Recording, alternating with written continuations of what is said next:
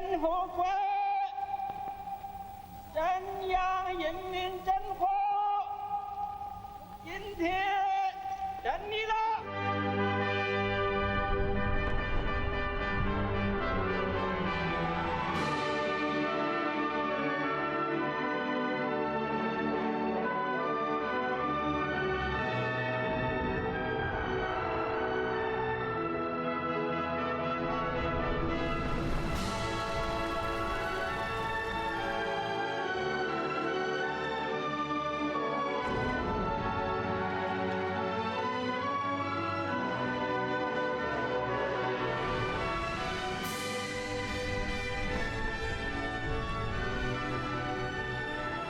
为建设富强、民主、文明、和谐、美丽的社会主义现代化强国努力奋斗。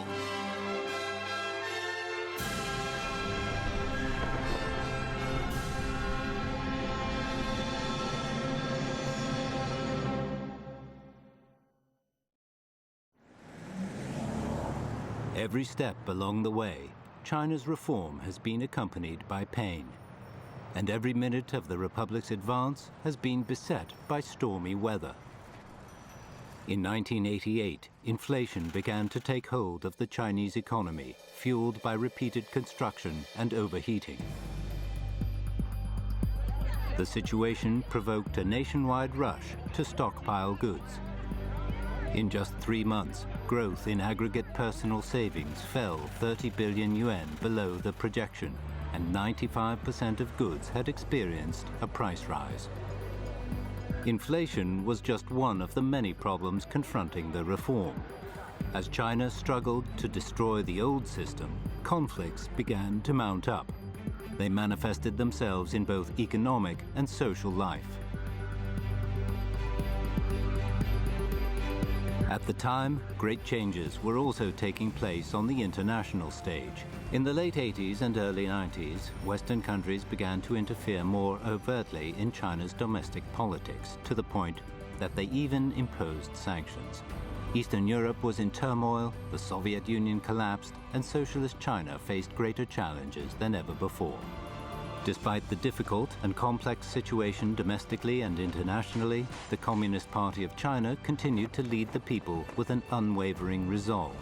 Together they stood up to the raging global political storm and continued along the path of socialism with Chinese characteristics.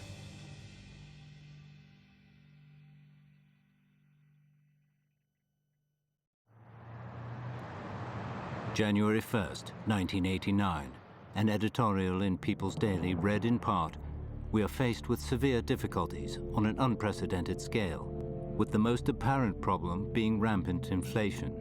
Prices are on the rise, and the corruption seen in some government bureaus and in society at large is so abhorrent as to be beyond imagination." Hostile elements, both at home and overseas, were trying to use the people's discontent with rising prices and corruption to stir up conflict. Fundamentally, they were attempting to undermine socialism and bring down the Communist Party of China. For years, the Western countries had been working to induce peaceful revolutions in the socialist countries. Many Eastern European nations had descended into chaos after internal conflict erupted. As the Western meddling intensified, a wave of support for the restoration of capitalism began to surface in China. Eventually, at the end of spring 1989, the influence of the wider international environment, combined with smaller domestic issues, ignited a political storm. It was a critical moment when the survival of the CPC and the country as a whole hung in the balance. Working closely with the people, the party quelled the rising conflict and ended the political storm. Would China change the course of its reform in the wake of what had occurred? This was the question being asked both inside and outside the country. Deng Xiaoping's response was unequivocal. "You want to know what we intend to do in the future? Well, I'll tell you. We'll stick to our original path, strategies and policies. We'll follow our path until the very end. With this clear statement, he strengthened the Chinese people's resolve to continue with the reform and opening up, along with the modernization of socialism. In June 1989, the 13th CPC Central Committee held its fourth plenary session. The meeting reaffirmed that China would follow the path laid down by the third plenary session of the CPC's 11th Central Committee and adhere to the strategies and policies it had adopted. It would maintain the fundamental values of focusing on economic development, following the four basic principles and continuing to deepen the reform and opening up. The meeting made adjustments to the membership of the Central Committee. Jiang Zemin, who was appointed leader of the new Central Leadership Group, was tasked with leading China safely and resolutely down the path of socialism with Chinese characteristics, regardless of the challenges and hardships it might face. Despite the many challenges, the Party Central Committee succeeded in maintaining the excellent practices and traditions of the Chinese Revolution. It nurtured close bonds with the people, strengthened the party, stepped up the anti-corruption campaign, and fostered integrity. It promoted the pooling of resources to solve major issues and eliminate bad elements. Through all this, the party significantly improved its image and reputation. Simultaneously, it began to work on realigning the national economy. The issue that was on everyone's mind, inflation, was brought under effective control, and the problems besetting the circulation of goods began to abate. 1989 saw the launch of a shopping basket campaign. Central and local vegetable, seafood, egg, milk, and meat production bases were built, ensuring the success of what became known as the People's Vegetable Basket Project was a major concern for governments at every level. The central government increased investment in agriculture and adjusted the sector's structure. This encouraged farmers to work with far greater enthusiasm, with the result that the agricultural situation saw a great improvement. In 1989, China's grain production reached its highest level since the founding of New China. The determination to reform was greater than ever. The development of Shanghai's Pudong area represented a major step forward in the reform and opening up. This footage, shot at Spring Festival 1990, shows Shanghai Municipal Party Secretary Zhu Rongji delivering a report to Deng Xiaoping regarding the future development of Pudong.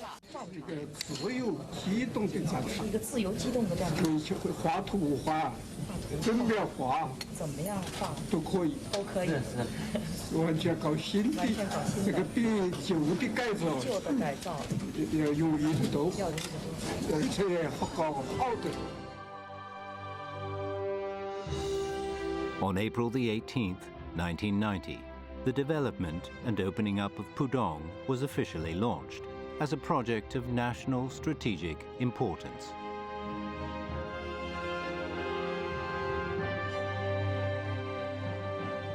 Within 5 years, Shanghai's GDP had skyrocketed from little more than 78 billion yuan in 1990 to a staggering 250 billion in 1995. On November the 26th, 1990, authorized by the State Council and with the approval of the Bank of China, the Shanghai Stock Exchange was founded. The exchange officially opened to business on December the 19th, 1990. Just over 6 months later, on July the 3rd, 1991, the Shenzhen Stock Exchange also opened.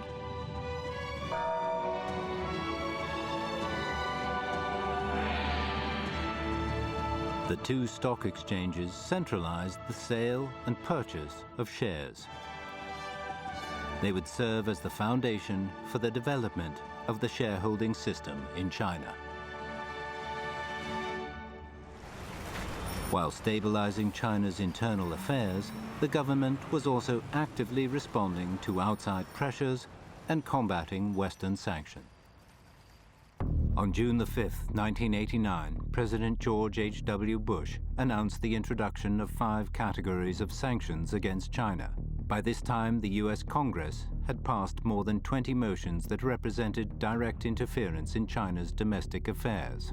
Chinese Foreign Minister Chen Qi-chun would later write that in just over a month, the US, Japan, European Community, and G7 countries had all agreed to suspend high-level interaction with China. They would also stop weapon sales and prevent international financial institutions from granting any new loans to China. Citing issues of human rights, several Western nations imposed sanctions on China. The deteriorating relationship with the West would seriously hamper China's continued opening up.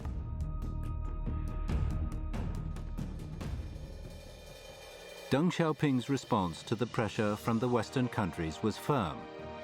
China is the last country on earth to fear blockades, isolation, and sanctions, he said. If you take a look at China, you'll see that most of its growth since its founding has been achieved under global sanctions.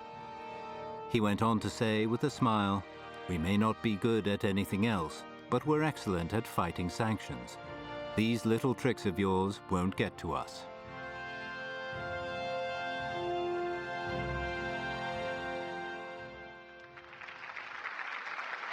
On September the 29th, 1989, in a speech on the eve of the 40th anniversary of the founding of the People's Republic of China, CPC General Secretary Jiang Zemin stated, "Attempts at segregating and isolating China are unwise at best and will amount to nothing.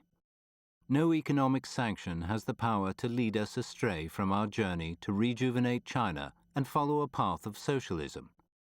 Nor will it shake our belief that all people around the world can live together in peace."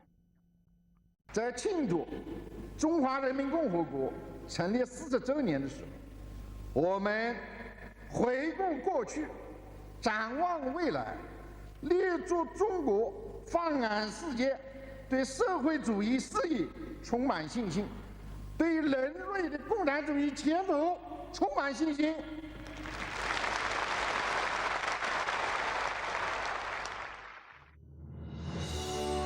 In its international struggles, China not only dared to fight back, but did so expertly. Its diplomatic efforts protected the nation's sovereignty while actively seeking ways to break the Western sanctions. It helped to create a positive external environment for China's ongoing reform and opening up, and the continued development of socialism. The Chinese government launched a full-scale diplomatic offensive. Its principal aim was to develop friendly partnerships with developing nations. China established diplomatic relations with countries including South Korea, Singapore, Saudi Arabia, Brunei, and Israel, and reinstated diplomatic ties with Indonesia. In April 1990, the US, the leading force behind the sanctions on China, permitted the American company Hughes to produce a commercial satellite which, according to the contract, would be delivered to China for launching.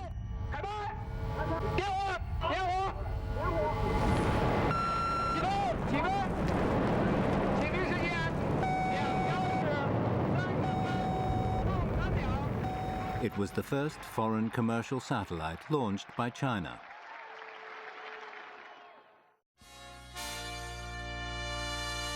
On September the 22nd, 1990, the 11th Asian Games opened in Beijing. The Asian Games torch had been lit 5,000 meters above sea level in the Nianqian Tangla Mountains. As it made its way across China, it kindled the enthusiasm of 1 billion Chinese people. Many of them made their way from all over China to Beijing.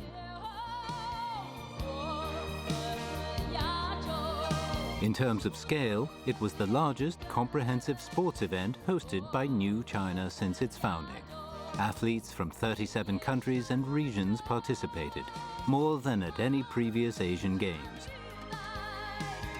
Many world leaders attended the opening ceremony, along with members of the IOC and Asian Games Organizing Committee. China came first on the medals table with 183 golds. In successfully hosting the Asian Games, China once again showed itself to be an open, civilized, friendly, and confident nation. Bit by bit, the Western embargo was being undermined.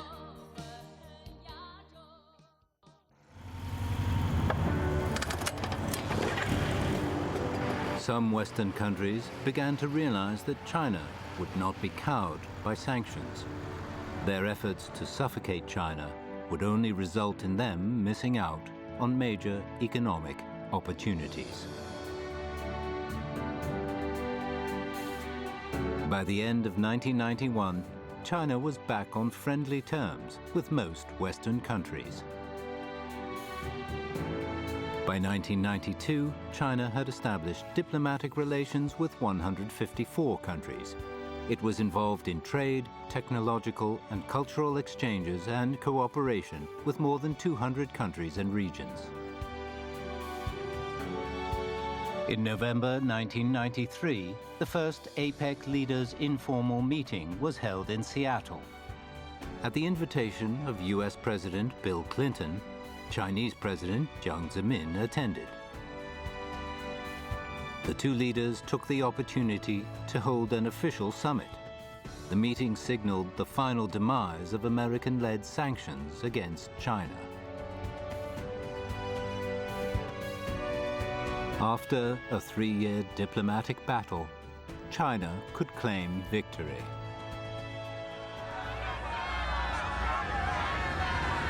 While China was still working to break free from the Western blockade, another major global turning point was passed. At 7 o'clock in the evening of December the 25th, 1991, Soviet President Mikhail Gorbachev went on television to announce that he was stepping down from office.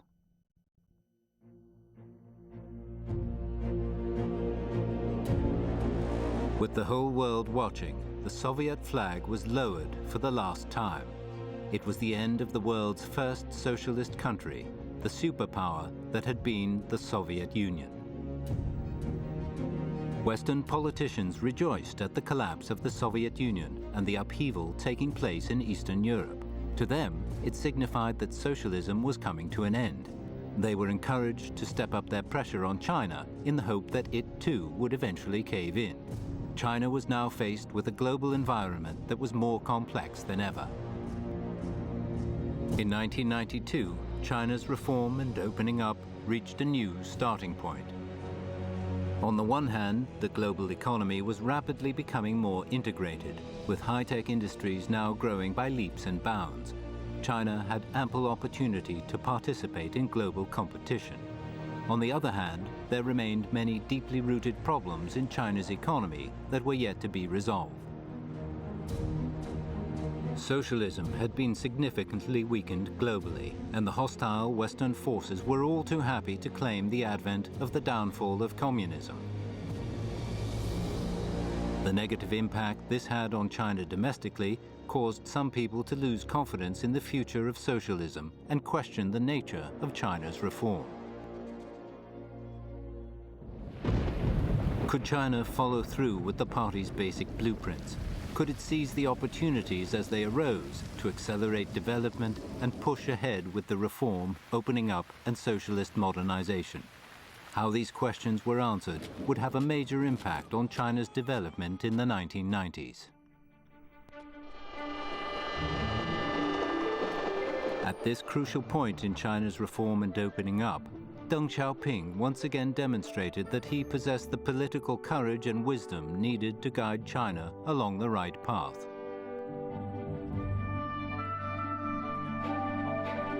Between January the 18th and February the 21st, 1992, he visited Wuchang, Shenzhen, Zhuhai, and Shanghai.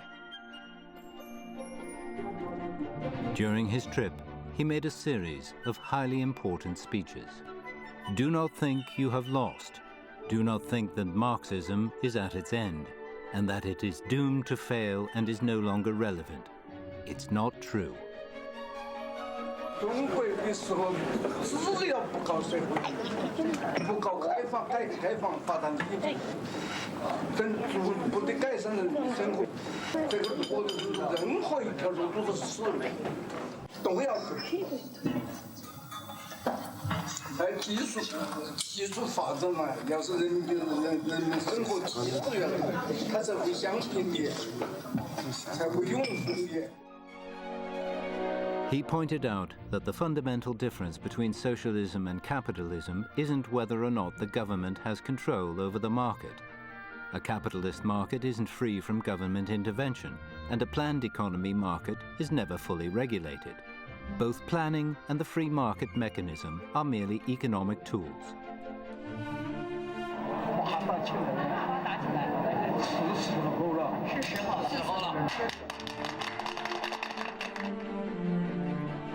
Deng was 87 years old by this time, yet he was constantly on the road, inspiring others with his speeches.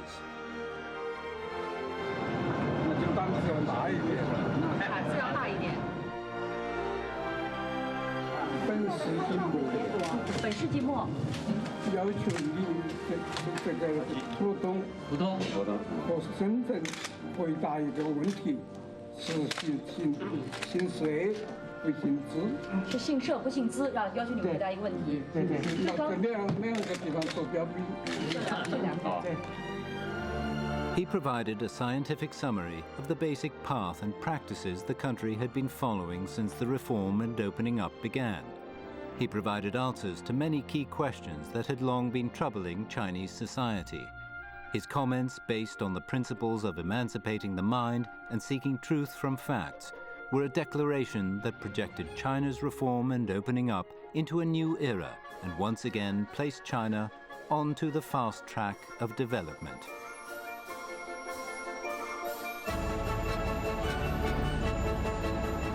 On February the 28th, 1992, the CPC Central Committee published Deng Xiaoping's key speeches from his trip to southern China. The aim was for the whole country to learn from them. The East heralds the arrival of spring. Deng Xiaoping's speeches in southern China were like a strong breeze from the east, clearing away the fog that was clouding people's thinking.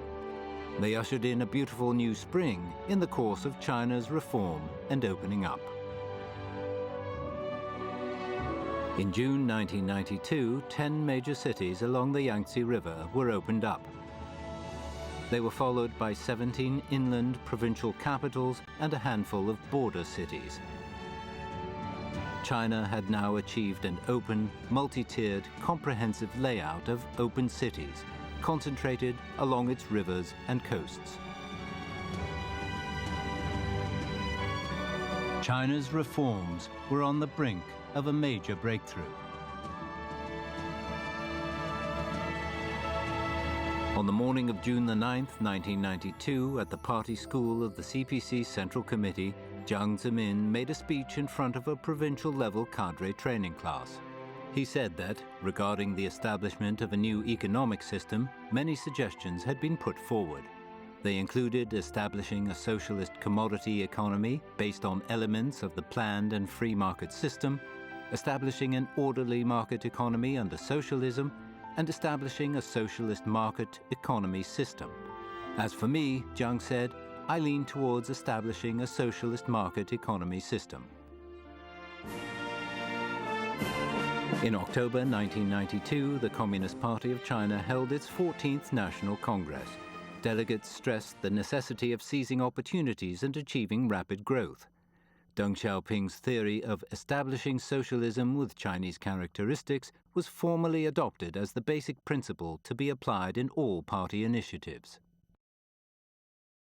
During the meeting, the goals of China's economic system reform were confirmed. 我国经济体制改革确定什么样的目标模式，是关系整个社会主义现代化建设全局的一个重大问题。这个问题的核心是正确的认识和处理计划与市场的关系。实践的发展和认识的深化，要求我们明确提出我国经济体制改革的目标是建立社会主义市场经济体制，以利于进一步的解放和发展生产力。 The integration of the basic socialist system with the market economy is one of the Communist Party of China's greatest achievements. Officially, it was stated that the system being built would allow the market to play the fundamental role in resource allocation under the socialist state's macro control.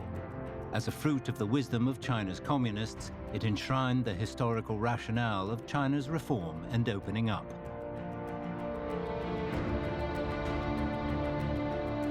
There are those who had their doubts regarding the integration of a fundamentally socialist system with a market economy. In December 1994, during an inspection tour of Tianjin, Jiang Zemin stated, "We are working towards a socialist market economy. The socialist element is not optional, it's essential. It isn't just some useless addition.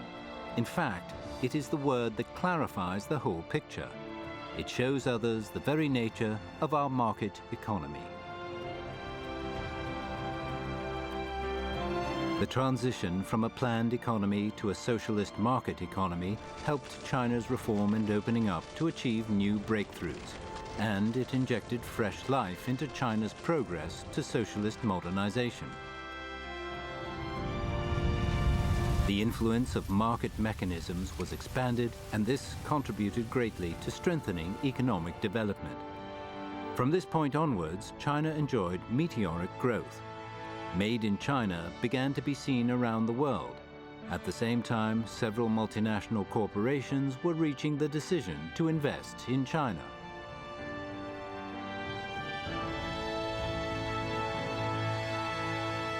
Meanwhile, the rapid development of technology was ushering in the information age. China had navigated its way through perilous rapids, dangerous shallows, and raging storms. The speed of its social reform was on the rise.